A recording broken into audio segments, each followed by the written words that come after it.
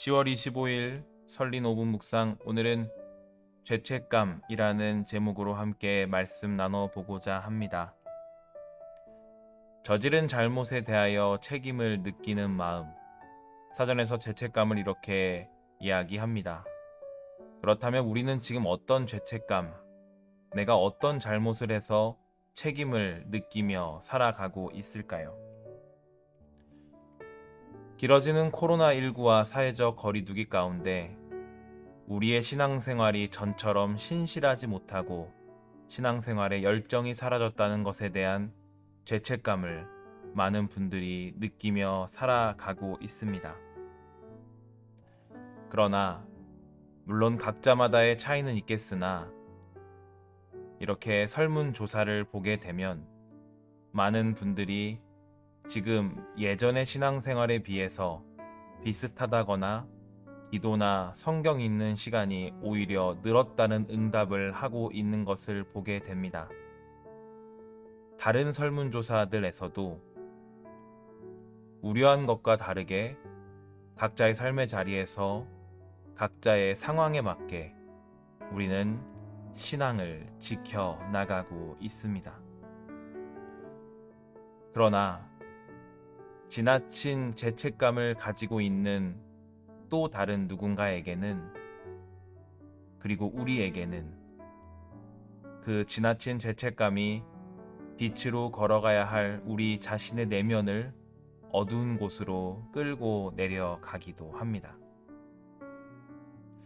헨리 나우엔의 분별력이란 책에 이런 말이 나옵니다.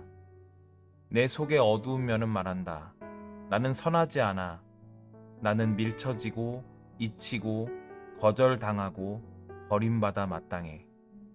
자기 거부는 영적 삶의 가장 큰 적이다.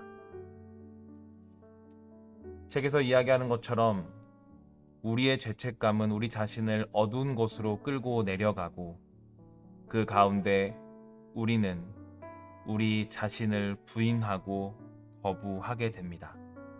그리고 그러한 것들은 우리의 영적인 삶의 가장 큰 적이라고 이야기합니다. 이러한 자기 거부가, 이러한 지나친 죄책감이 우리 영적 삶의 가장 큰 적인 이유는 무엇일까요? 헨리 나우엔은 이어서 이렇게 이야기합니다.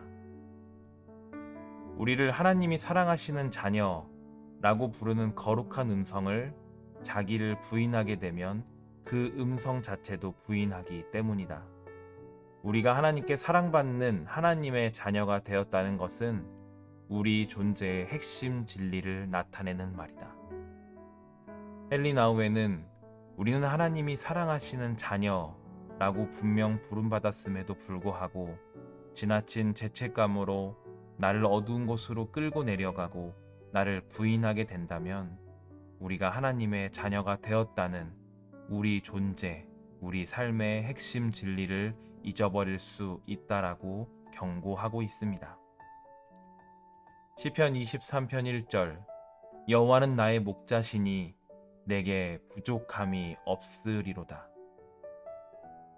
물론 하나님께서 나의 목자가 되셔서 내가 다른 세상적인 것들에 만족하지 않아도 되고 부족하지 않게 하나님 안에서 평안함을 느낀다라는 성경 구절이기도 하지만 저는 내게 부족함이 없으리로다는 말이 내 자신에게 부족함이 없다는 말처럼 느껴지기도 합니다. 하나님의 사랑하시는, 하나님께서 사랑해 주시는 자녀이기 때문에 나는 충분하고 부족함이 없다라는 것입니다. 시편 본문은 계속해서 이렇게 고백합니다. 그가 나를 푸른 풀밭에 누이시며 쉴만한 물가로 인도하시는도다. 내 영혼을 소생시키시고 자기 이름을 위하여 의의 길로 인도하시는도다. 내가 사망의 음침한 골짜기로 다닐지라도 해를 두려워하지 않을 것은 주께서 나와 함께 하심이라. 주의 지팡이와 막대기가 나를 안위하시나이다. 이처럼 하나님이 사랑하시는 자녀인 우리는 하나님의 인도하심을 입어 살아갑니다. 그 가운데 우리가 조금은 무너지고 조금은 흔들릴지 모르나 내 자신을 부인할 만큼, 하나님의 자녀됨을 잊을 만큼 우리의 죄책감이 우리를 흔들어 놓아서는 안 되겠습니다. 하나님께서는 3절 말씀처럼 자기 이름을 위하여 신실하신 가운데 우리를 의의 길로 인도하시기 때문입니다. 사랑하는 성도 여러분, 지나친 죄책감으로 나를 부인하고 어둠 속으로 걸어가지 마십시오.